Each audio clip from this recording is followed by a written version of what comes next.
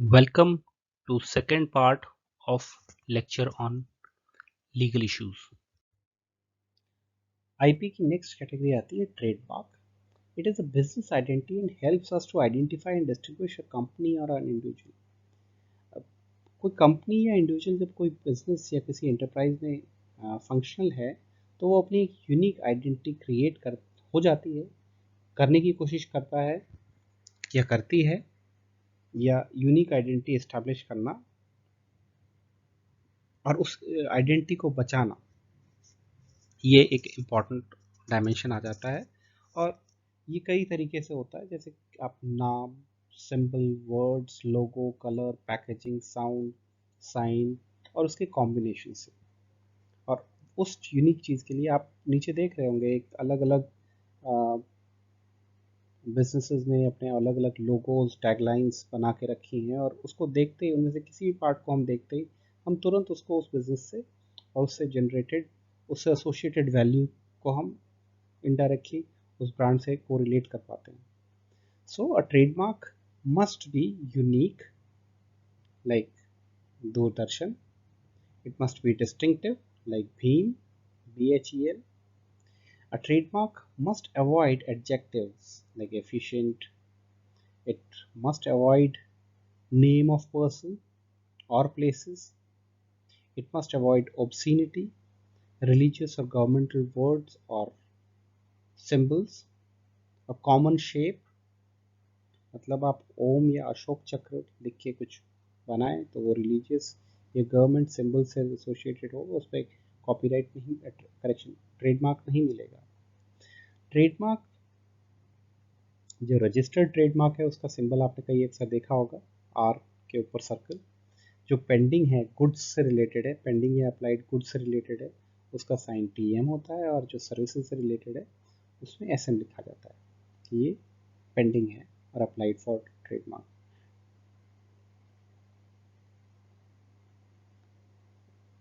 DIPP, government of India, DIPP under the ministry of commerce and industry इस trademark act को govern करती हैं.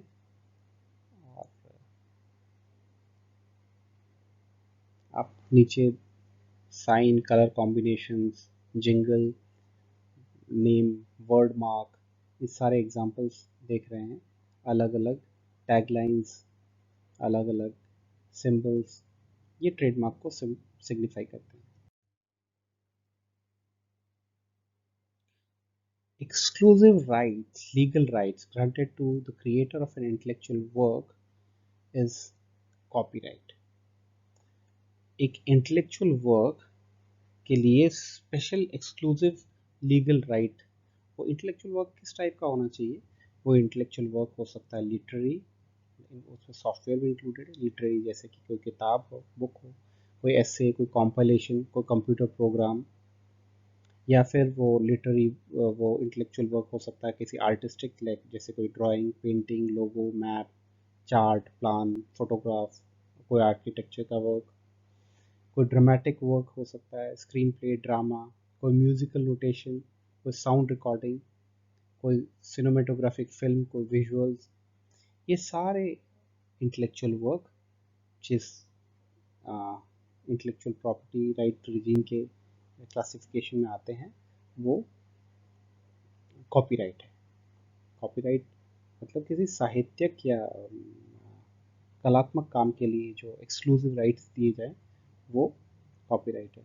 ये राइट्स आपको अलाउ करते हैं कि आप अपने, आपका जो क्रिएशन है उसको रिप्रोड्यूस करें, ट्रांसलेट कर सकते हैं, अडेप्ट कर सकते हैं, परफॉर्म कर सकते हैं, डिस्ट्रीब्यूट कर सकते हैं और पब्लिकली डिस्प्ले कर सकते हैं. इसके एब्सेंस में अगर आप कोई ऐसा चीज़ क्रिएट करने की कोशिश करते जो आपको लग रहा है कि आपका क्रिएशन है पर असली में वो किसी और का है, तो आप उसका इन्फ्रिंज कर रहे हैं. इसका क्लासिकल केस है जब एक निम्बूडा निम्बूडा गाना हिंदी मूवी के अंदर बॉलीवुड में आया था, जो कि राजस्थान के एक पर्टिकुलर कम्युनिटी के अंदर ऑलरेडी वो फोक फोक सॉन्ग पॉपुलर था.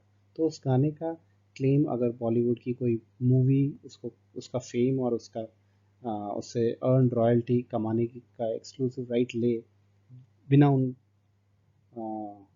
को एक्नॉलेज किए तो ये वायलेशन होगा। ये कॉपीराइट ज़्यादातर 60 इयर्स तक के लिए दिए जाते हैं और like literary dramatic musical life time of the author 60 years from the death of the author और दूसरे सारे classification 60 years from the day it is published.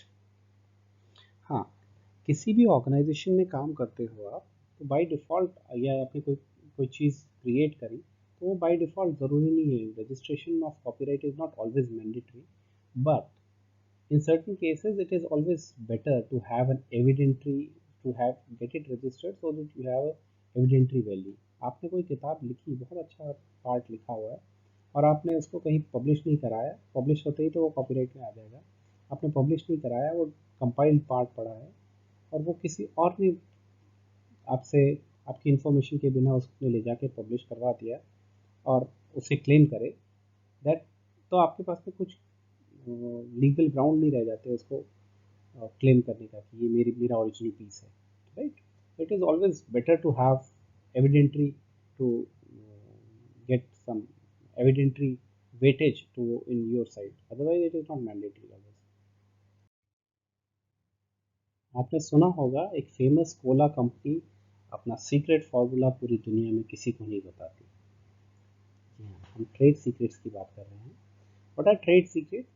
These are undisclosed and confidential information. Why are they confidential or undisclosed? Because certain business related information they cannot be made public because they carry a unique commercial value. Once it is open, their entire business may get affected. But these trade secrets can be formula, pattern, compilation, program, device, methods, techniques, or a process having actual or potential commercial value, and that is why it is kept secret।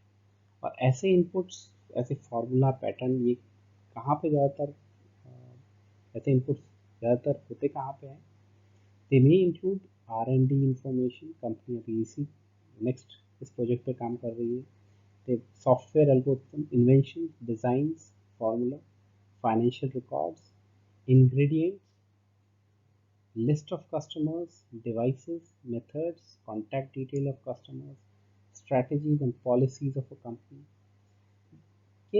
By nature, these type of things are confidential in nature, and once they are revealed, their entire essence, or in fact, they may create a dent in the performance of the organization itself.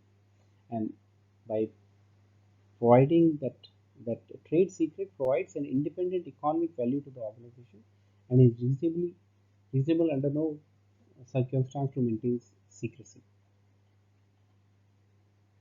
Trade secret उस secret होने के कारण ही उसकी economic value है, otherwise secret नहीं रहने से उसकी वैल्यू ख़त्म हो जाती है। इसमें एक ट्रेड सीक्रेट में एक इम्पॉर्टेंट बात आती है जो हमने पहले भी कही थी कि ट्रेड सीक्रेट के लिए कोई यूनिक अलग से इंडियन फ्रेमवर्क में ट्रेड सीक्रेट स्टैट्यूट नहीं बना हुआ। ये कॉमन लॉ अप्रोच से, common contract law and doctrine of breach of confidentiality से गवर्न किया जाता है। मानिए कि आप किसी ऑर्गेनाइजेशन में काम कर रहे हैं और आप उसके सीनियर स्ट्रेटम में, सीनियर लेयर में पहुंच चुके हैं। अब आप कंपनी के confidential, close, unique next projects के ऊपर काफ़ी चीज़ें जान चुके हैं। अचानक से आप स्विच कर जाते हैं दूसरी राइवल कंपनी के अंदर और वहाँ आपने जो यहाँ पे सीखा था और यहाँ के जो सीक्रेट्स लेके गए थे, आपसे एक्सपेक्ट किया जाता है कि आप वो चीज़ें नहीं करें, और अगर आप ऐसा ब्रीच करते हैं तो वो कोड ऑफ कॉन्फिडेंशियलिटी के के अंदर का वायलेशन माना जाता है। इंडियन पार्लेंस को छोड़े अपन एक फेमस इंटरनेशनल एग्जांपल मेरे दिमाग में आ रहा है। लॉकहीड मार्टिन एक फेमस स्मॉल आर्म्स की बड़ी कंपनी है और बोइंग एविएशन इंडस्ट्री है। कुछ सीनियर मैनेजर एक टीम के दूसरी टीम में स्विच हो जाते हैं और काफ़ी करोड़ों अरबों का बिजनेस आइडिया एक जगह से दूसरी जगह स्विच हो जाता है। right? So trade secret.